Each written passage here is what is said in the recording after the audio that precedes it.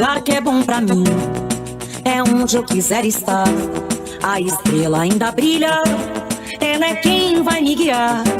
Ser guerreira é minha sina, batalhando pra vencer. Tenho voz pra ser ouvida, tenho sonhos pra viver. Não vão mais conseguir me anular, me calar. Ninguém vai me impedir de cantar e lutar. Seja em casa, no campo, na rua ou na praça, chega de mordaça, agora eu vou falar. Porque eu sou mulher pra fazer acontecer. Eu sou uma delas, são elas por elas, ocupando os espaços de poder.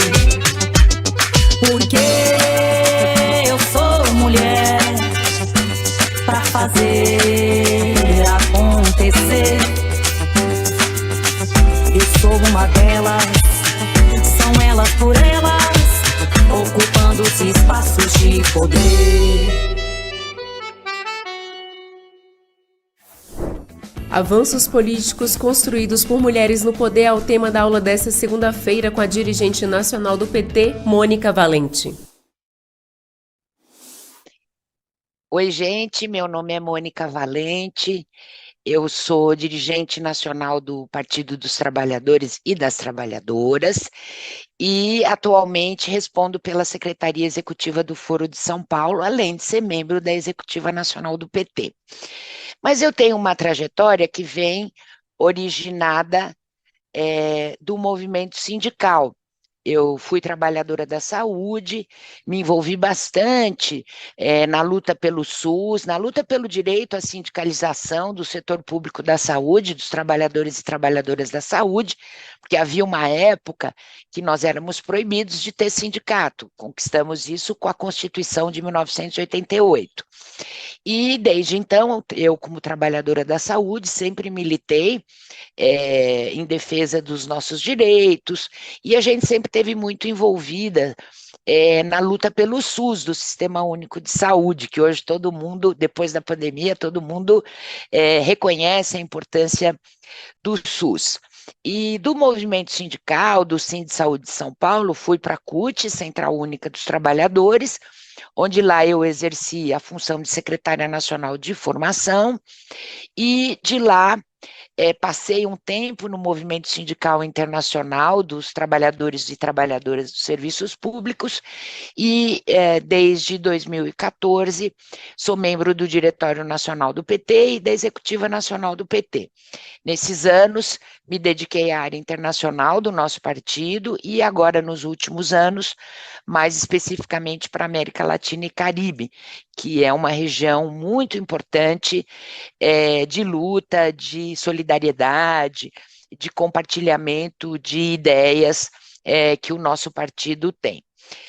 Hoje a gente vai falar um pouquinho aqui nessa aula sobre o tema dos avanços que a gente consegue conquistar a partir do empoderamento das mulheres nas instituições, nos partidos políticos, nos sindicatos, nas organizações, inclusive empresariais dos nossos países, em especial aqui no Brasil, mas também vou mencionar algumas mulheres importantes que ao longo aí dos últimos anos, especialmente aqui do século XXI, poder contar um pouquinho para vocês todas sobre a importância da gente, por que é importante a gente empoderar mulheres, colocar mulheres em postos de comando nas sociedades onde a gente vive. Primeiro é preciso relatar que hoje, século XXI, nós vivemos desafios muito sérios e muito complexos, porque, especialmente aqui na América Latina, na década de 70 e 80, final da década de 60, 70 e 80, nós vivemos governos autoritários, ditaduras militares que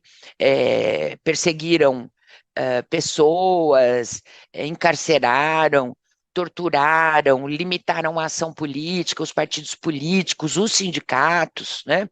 E foi no bojo dessa luta pela democracia, especialmente aqui na nossa região, que nós conseguimos conquistar alguns avanços muito importantes. O primeiro deles, obviamente, é a democracia, é a possibilidade que o povo brasileiro, o povo latino-americano tem de se organizar em sindicatos, em partidos políticos, em organizações populares, como o MST, como a CUT, como o próprio Partido dos Trabalhadores e Trabalhadoras. Enfim, a luta pela democracia, ela já foi por si só muito importante para as mulheres, porque um dos graves problemas que nós temos ao longo dessa luta democrática e na luta, vamos dizer assim, por condições melhores de vida para os nossos povos, especialmente para o povo brasileiro, um dos principais desafios é a luta contra a desigualdade. Aqui na nossa região, América Latina e Caribe, e também no Brasil, mas a região latino-americana e caribenha ainda é a região mais desigual do mundo. O que quer dizer isso? Quer dizer que você tem uma concentração de renda muito grande, onde muito poucas pessoas têm muito dinheiro, muito poder, e as grandes maiorias dos nossos povos não tem dinheiro, não tem poder, não tem acesso a serviços públicos na área da saúde, da educação, e a luta contra a desigualdade, ela tem vamos dizer assim, um componente que diz respeito muito de perto às mulheres. Porque todas nós sabemos que quando você não tem acesso a serviços de saúde de qualidade, a escolas de boa qualidade, em tempo integral, por exemplo, ou outros serviços públicos importantes, em primeiro lugar, as atingidas são as mulheres, porque são justamente as mulheres que são aquelas que são consideradas, ou que são consideradas. Não, na verdade, são as mulheres que se ocupam muito mais do bem-estar das famílias, dos filhos e filhas. Isso, tradicionalmente, por diversas razões que não vem ao caso aqui discutir nesse momento, mas por diversas razões, as mulheres sempre são as que são responsabilizadas pelo cuidado, pelo bem-estar da família, pela trajetória dos filhos nas escolas, e isso, quando você tem uma sociedade muito desigual, onde o acesso a esses bens e serviços, ele é muito restrito às pessoas que têm dinheiro e poder, evidentemente as mulheres são sempre, principalmente, as mais atingidas. E isso trouxe as mulheres para o cenário da política. Eu me lembro bastante, no final da meados da década de 80, aqui em São Paulo, houve um importante movimento de luta contra a carestia, que se chamava assim na época, a inflação era altíssima, os trabalhadores não podiam fazer greve porque era proibido pela ditadura, então os salários eram baixos, não havia reajuste salarial sequer pela inflação, mas esse movimento contra a carestia, ele surge justamente em setores populares aqui da cidade de São Paulo, liderado por mulheres, porque são as mulheres que vão ao supermercado, que buscam prover a sua família de alimentos e tudo isso. E também no mundo sindical, naquela época, também aqui no Brasil, 78, 79 e 80, quando surgem as grandes greves, as famosas greves metalúrgicas do ABC, entra em cena também, vamos dizer, esses novos protagonistas, que são os trabalhadores organizados, e que vão contribuir na luta democrática, mas também na luta contra a desigualdade. E as mulheres sempre tiveram um papel muito importante na luta democrática no nosso país. Vale lembrar que, por exemplo, uma das greves mais emblemáticas lá da região do ABC, no final da década de 70, quando o então operário metalúrgico Luiz Inácio Lula da Silva foi preso porque a greve era proibida por lei, eles estavam em greve e a ditadura o prendeu, houve uma importantíssima passeata de mulheres lá em São Bernardo do Campo, liderada pela Marisa Letícia Lula da Silva, companheira do presidente Lula à época, e colocou também em cena as mulheres. Né? Eu me lembro também, muitos anos depois, uma importante greve na Ford, uma greve metalúrgica na Ford, aí eu já era dirigente nacional da CUT, a importância que houve, a greve foi fortíssima, greve por salários, isso já foi na década de 90, mas a luta importantíssima das companheiras, dos metalúrgicos da Ford que estavam em greve.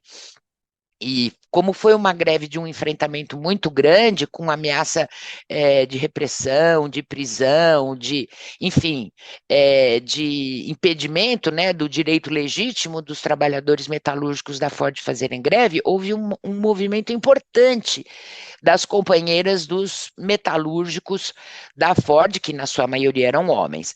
E tudo isso para dizer que as mulheres, quando elas entram em cena, se organizando, quando elas se organizam para lutar por melhores salários, por melhores condições de vida ou contra a desigualdade, isso faz uma grande diferença na conjuntura de cada país. E por isso que é muito importante a gente sempre olhar para essa luta histórica das mulheres e perceber como é importante que as mulheres elas se organizem, que elas busquem espaços de poder, porque é através desses espaços de poder que a gente também vai construindo melhores condições de vida, de saúde, de educação, de emprego, para o conjunto da classe trabalhadora e do povo brasileiro. É muito importante ressaltar isso, que a luta das mulheres, ela se insere nessa luta mais geral contra a desigualdade. E eu dizia agora há pouco que hoje a gente vive um momento super complexo, onde, desafortunadamente, né, nós assistimos o crescimento da extrema-direita nos nossos países, no mundo todo, mas aqui nos nossos países latino-americanos também isso é uma evidência, né? É um fenômeno que ocorre. E se vocês perceberem, uma das coisas que caracteriza esses governos ou esses setores de extrema-direita é justamente a perseguição a mulheres. É justamente leis e debates políticos e disputa de narrativa contra a autonomia das mulheres, contra os direitos reprodutivos das mulheres, aumenta a violência contra as mulheres, seja a violência doméstica, seja a violência política, justamente porque nesses últimos, desde o meados do início do nosso século, cresceu a extrema-direita e ela cresce. E é importante dizer isso, ela cresce justamente porque o setor, abraçando o ideário neoliberal, que é aquele ideário, aquele modelo de sociedade que prevê o Estado mínimo e uma liberdade total para o mercado, para as empresas, e, portanto, isso tem um impacto na vida das pessoas, da maioria dos povos, dos nossos povos, e aqui no Brasil também. Então, esse modelo neoliberal, ele passa a ser defendido, ele passa a ser liderado, melhor dizendo, por setores de extrema-direita. Os setores da direita tradicional, que sempre foram neoliberais, vale lembrar que a gente saiu das ditaduras militares aqui na nossa região, conquistamos o direito à eleição, e nesse processo dos primeiros governos eleitos, no final da década de 80 e na década de 90, foram governos neoliberais, né, com um modelo neoliberal como projeto político, mas eram liderados por setores da direita tradicional, não da extrema-direita. E hoje em dia o cenário é outro. Esses setores mais tradicionais da direita neoliberal, eles quase que minguaram politicamente nos cenários das disputas democráticas. E essa liderança para a implantação do modelo neoliberal, ela passa a ser exercida por esses setores de extrema-direita. Mas esses setores de extrema-direita, para além da defesa desse modelo que penaliza a maioria dos nossos povos, em especial as mulheres e suas famílias, eles trazem como característica, exatamente, entre outras coisas, a perseguição às mulheres, aos nossos direitos reprodutivos, ao nosso direito à autonomia financeira, à ocupação de espaços de poder. Não é à toa que a gente assiste uma perseguição, aqui no Brasil isso está aumentando muito, mas também em outros países, a perseguição a jovens mulheres parlamentares, vereadoras, ou deputadas, ou mesmo senadoras, só pelo fato de serem mulheres, né? Uma perseguição política, a chamada violência de gênero. Simultaneamente há uma espécie de liberalização, entre aspas, de uma violência contra as mulheres, inclusive com o aumento do número de feminicídios. Então, essa característica atual coloca para nós mulheres um desafio muito mais complexo, e não só para nós mulheres, mas para as nossas organizações, nossos sindicatos, partido, movimentos sociais. Eu queria mostrar com alguns exemplos aqui, gente, alguns avanços que houve quando mulheres ascenderam ao poder, aqui especialmente na América Latina e no Caribe. Bom, não preciso falar da presidenta Dilma, né, de todos os avanços que houve no governo dela, dando continuidade aos avanços da luta das mulheres, iniciada pelos governos anteriores do presidente Lula, mas a presidenta Dilma, ela deu continuidade a isso, e, na minha opinião, uma das razões pelas quais, entre outras coisas, ela também foi golpeada e foi perseguida, é justamente o fato dela ser mulher. Vocês devem se lembrar das horríveis coisas que se dizia sobre ela, as charges, né, uma caracterização da presidenta da República de uma maneira jocosa, de uma maneira deselegante, agressiva, né, e pelo fato dela ser mulher. Mas ela conquistou muitas coisas, ela consolidou muitas coisas dos dois governos anteriores do presidente Lula no que diz respeito ao tema das mulheres, da luta das mulheres, da autonomia. A própria Lei Maria da Penha, que foi aprovada durante os primeiros governos do presidente Lula. Mas outras mulheres também muito importantes aqui na América Latina, só para dar alguns exemplos para você. A Michelle Bachelet, chilena, foi presidente do Chile durante vários mandatos. Lá não tem reeleição, então ela foi eleita uma vez, saiu, voltou, foi reeleita uma segunda vez. E também no governo da Michelle Bachelet no Chile houve muitos avanços em relação à luta das mulheres, o tema da autonomia das mulheres, da igualdade salarial entre homens e mulheres naquele país, o tema da violência contra a violência de gênero, e depois ela se dedicou, depois que ela saiu da presidência do Chile, à ONU Mulheres. Ela foi diretora da ONU Mulheres, onde ela teve um papel muito importante no mundo todo em torno dessas reivindicações das mulheres, o tema da autonomia, mas principalmente o tema da violência e do feminicídio. Ela teve um papel importantíssimo em muitos países do mundo, por exemplo, no Afeganistão e em outros tantos países, como presidenta da ONU Mulheres, para buscar garantir o direito à vida, ao trabalho, à participação política e à luta contra a desigualdade das mulheres. Tivemos também a Cristina Fernandes de Kirchner, na Argentina.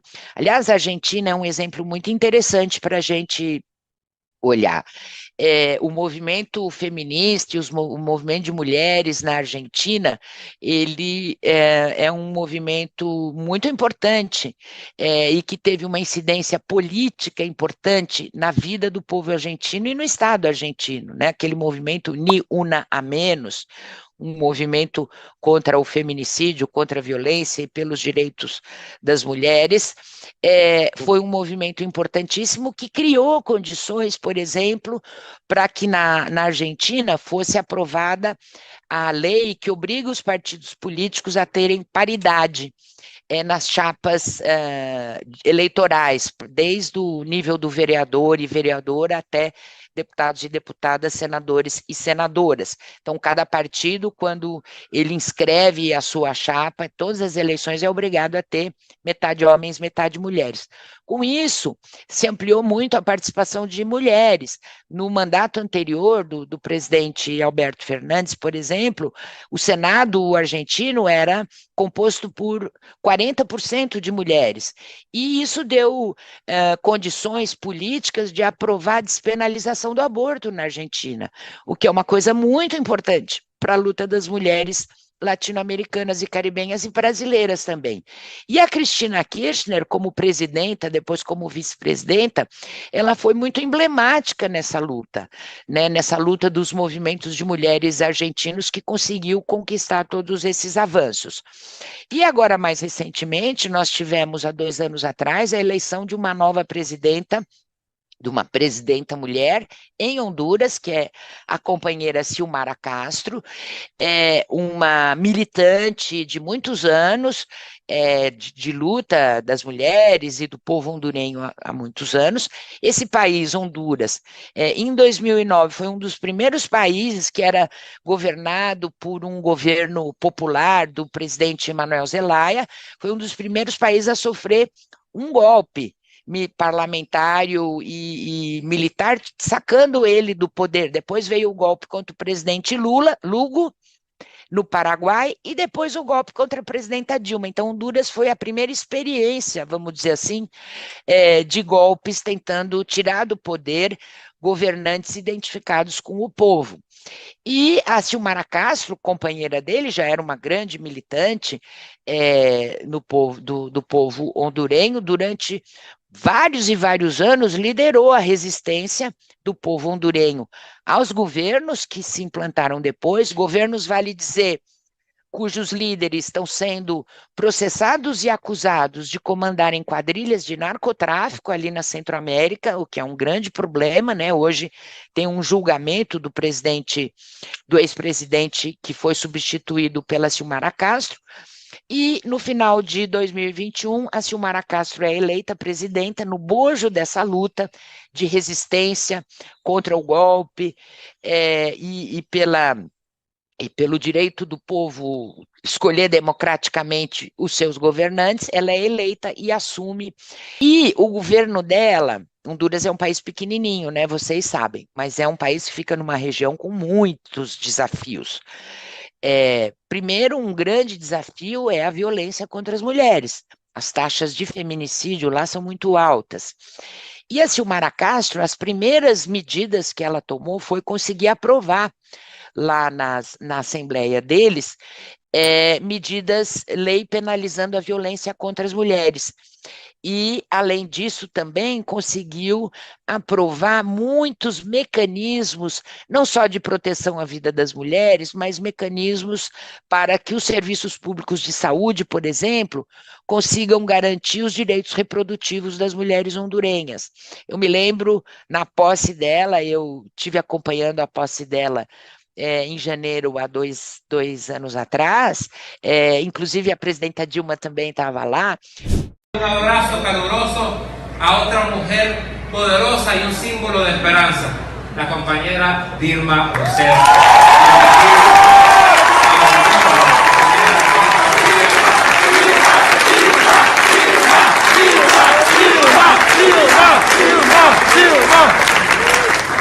Uma das coisas que a gente notava caminhando pelas ruas de Tegucigalpa, que é a capital de Honduras, era a alegria das meninas, das mulheres mais velhas, das mulheres jovens, com a vitória da Silmara Castro e com a ascensão dela ao posto mais importante daquele país.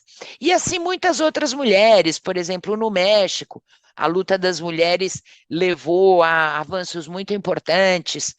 Agora, no governo do López Obrador, vale dizer que a secretária executiva do Morena, que é o partido do presidente López Obrador, do México, um presidente comprometido com as causas populares, é uma jovem senadora, a Citlali Hernandes, que também tem uma super trajetória de luta em defesa das mulheres, e agora, nas próximas eleições mexicanas, que vão ocorrer agora em junho, a candidata à sucessão do López Obrador é uma mulher, é a companheira Cláudia Sheinbaum, que foi prefeita da Cidade do México.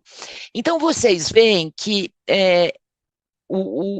quando as mulheres assumem o poder, em primeiro lugar, a gente tem uma visibilização dos temas que atingem a toda a sociedade, não só as mulheres, porque a desigualdade não atinge só as mulheres, mas atinge todo mundo, mas são as mulheres que, por força dessa característica que eu mencionei antes, de cuidadoras ou responsáveis pelo bem-estar das famílias, são as mulheres que se ressentem muito disso. Então, quando as mulheres elas passam a lutar e a partir dessa luta e esse reconhecimento e essa legitimação delas, elas conseguem alcançar espaços de poder, muda a vida de todo mundo, não só das mulheres, dos homens, dos filhos, das filhas e da sociedade como um todo, né? A luta contra a desigualdade, pela igualdade e pela justiça social, ela é uma luta que se beneficia muitíssimo da participação das mulheres, da organização das mulheres. E isso nós sabemos que não é uma coisa fácil, né?